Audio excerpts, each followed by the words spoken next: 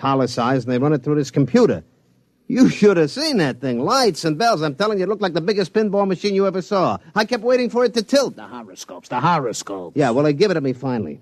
I mean, the first couple of pages is the ordinary bourgeois about the sun and the moon and the stars. But on the fourth page, that's the kicker. What'd it say? Well, it said that I'd be real lucky at most of the gambling places, but I'd lose my shirt at... boss, you're not going to like this. Go ahead. I'd lose my shirt if I played at Harry Harvey's place.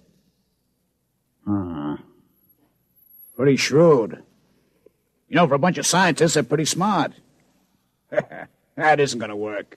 Who in his right mind is going to pay attention to a lot of hooey like that? Sure, Mr. Harvey. Can I go now? What's your hurry? Well, I'm going over to Purple Flamingo to play a little poker. I mean, after all, they say I'll be lucky any place but here. I mean, you can't argue with science.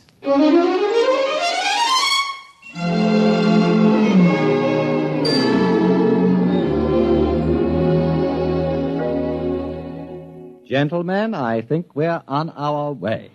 I checked Mr. Harvey's establishment. You could shoot an elk in the gambling room. Empty, eh? There was nobody playing but an elderly masochist who likes to lose.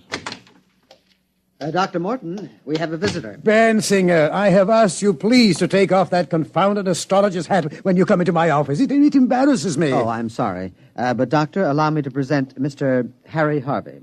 Hiya. How's business, Mr. Harvey? Yeah. Well, look, gentlemen, let's put our cards on the table.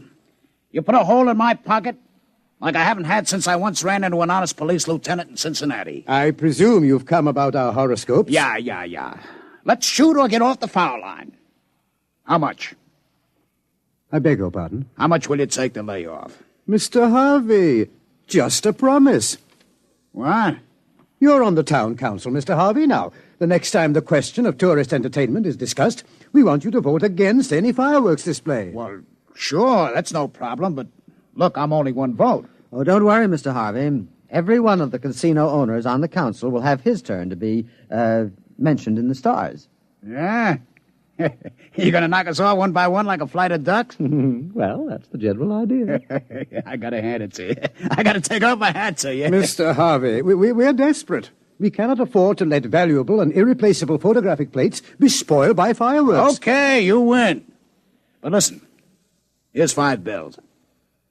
$500? But we couldn't take it, Mr. Harvey. I've already explained. It's not for me. I want you to take a full-page ad and do the Purple Flamingo in your next horoscope. I'd like to see Joe Rocco's face when he gets a load of it. All right, Mr. Harvey. We'd be glad to take him next. And one more thing before I go. Can I look through the telescope? I never looked through one before.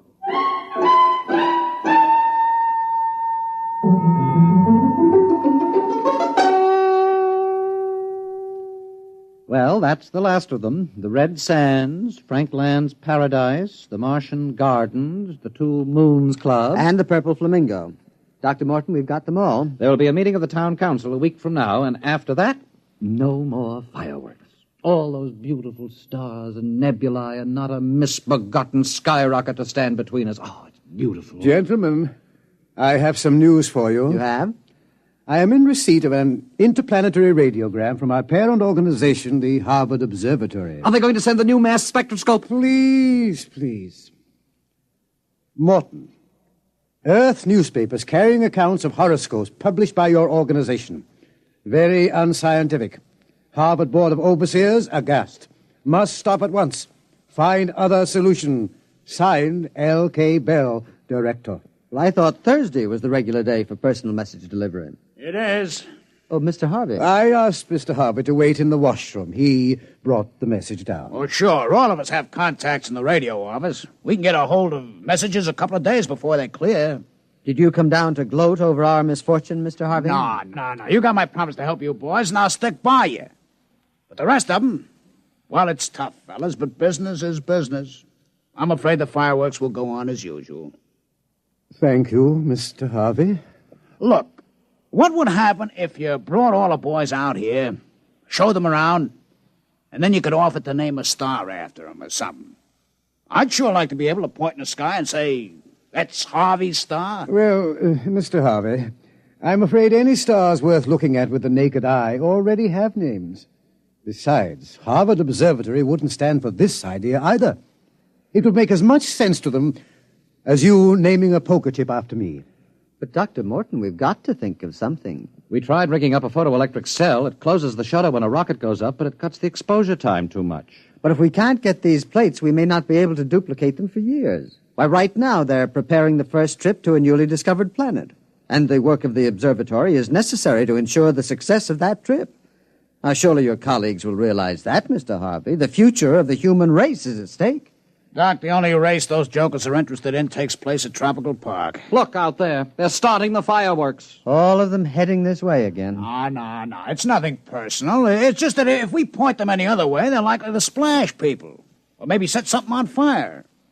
You mean if the rockets misfired and get the tourists all wet, there would be trouble? Oh, sure. You couldn't have that. A guy with wet pants ain't going to stand around no crap table for hours. Mr. Harvey, do you really want to help us? Well, sure. I promised, didn't I? Dr. Spiegel, do you think the research library would have any material on pyrotechnics? Bensinger, what do you have in mind? Well, Dr. Morton, I was thinking of fighting fire with fireworks.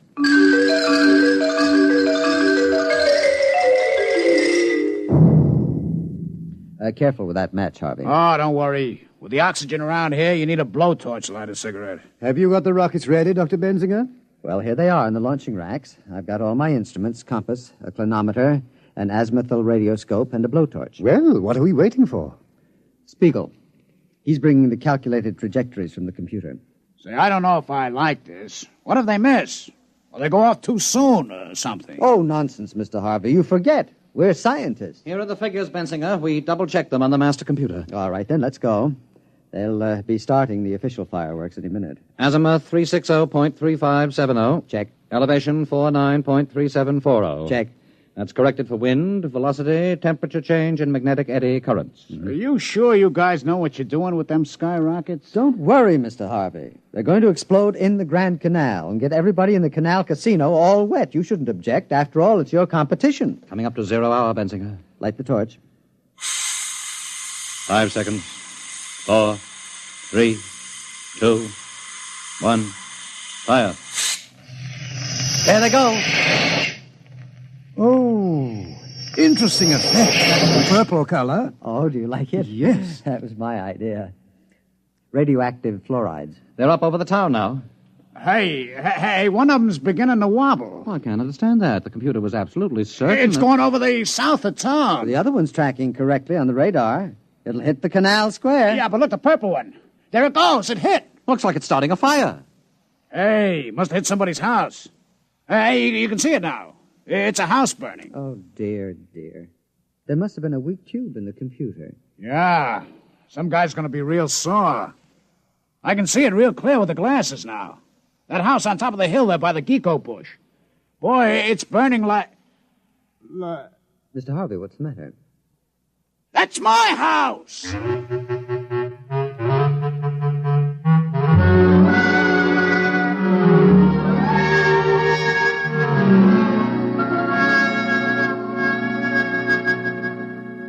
Dr. Bensinger, I've called you in to read a letter that I've written to Mr. Harvey. Oh, do you know his address? I believe he's staying at his gambling establishment. His house was a total loss. Yes, well, yes. This has been a very difficult letter for me to write. I believe the letter is academic, Dr. Morton.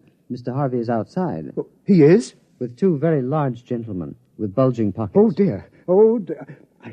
I don't know what to say. Well, Mr. Harvey, what a surprise.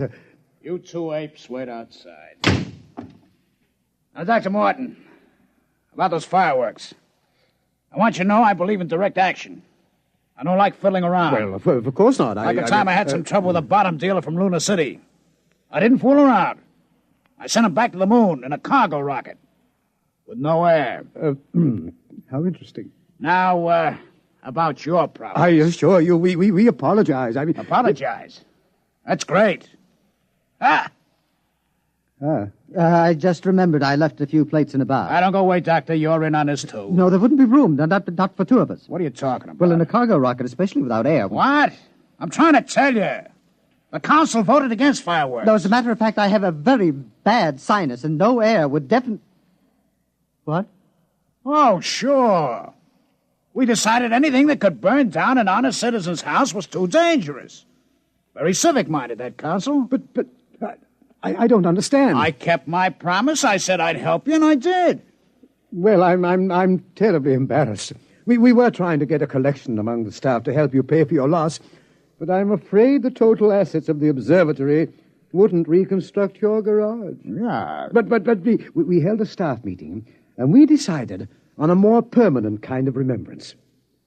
Mr. Harvey, on this photograph, you see this trail? This bright trail? Oh, one of them skyrockets again? I'm sorry, Doc. It won't happen again. No. This is no skyrocket. It's a comet. It will be quite bright for several months, and we've decided to call it Harvey's Comet. Harvey's Comet? Hey, that's real nice. Harvey's Comet. Hey, Doc, you put me on top of the world. Them boys at the Canal Casino boasting about their new sign? But me, I got a comet. Harvey's Comet. Why, every sucker on Mars will see it every night. It's the best advertisement since they wrote 7 down across the face of the moon. Well, I'm glad that you're pleased. Well, as a matter of fact, Doc, I kind of heard about it in advance of one of your boys. You named the comet after me? Okay. I brought something for you. Here. What is it? A poker chip from my place. Go ahead, read it. Harvey's Club. Dr. Morton's poker chip. 5,000. That's dollars, Doc. Don't spend it all in one place.